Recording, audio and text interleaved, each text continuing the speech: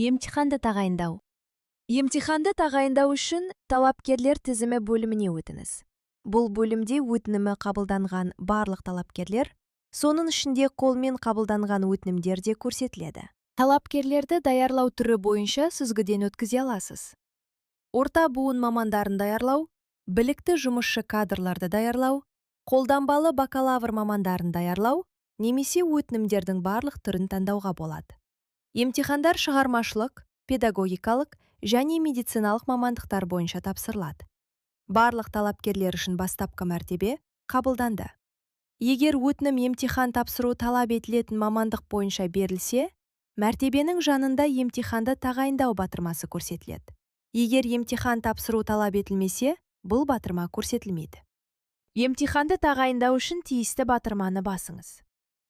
Бірінші емтиханның күнін таңдап, уақытын және өткізу мекен-жайын көрсетіңіз. Сондай-ақ екінші емтихан үшін күнін таңдап, уақытын және өткізу мекен-жайын көрсетіңіз.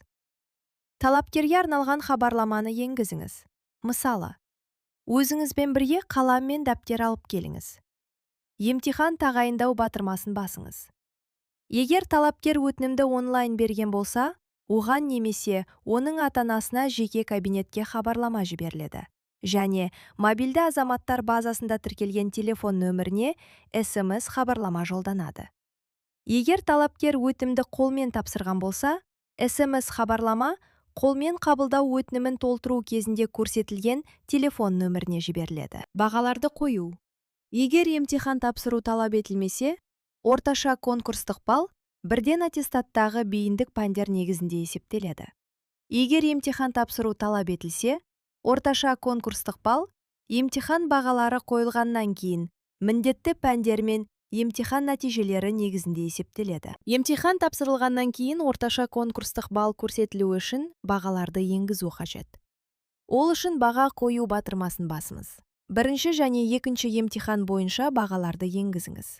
Егер талапкер емтихандардың кемінде біреуінен 2 бағасын немесе сынақтан өтпеді нәтижесін алса, ол саралауға жіберілмейді.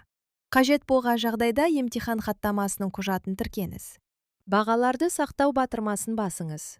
Егер талапкер өтінімді онлайн берген болса, оған немесе оның ата-анасына бағалар туралы жеке кабинетке хабарлама жіберіледі.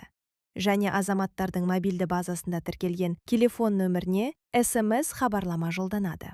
Егер талапкер өтінімді қолмен тапсырған болса, бағалар туралы SMS хабарлама қолмен қабылдау өтінішін толтыру кезінде көрсетілген телефон нөміріне жіберіледі.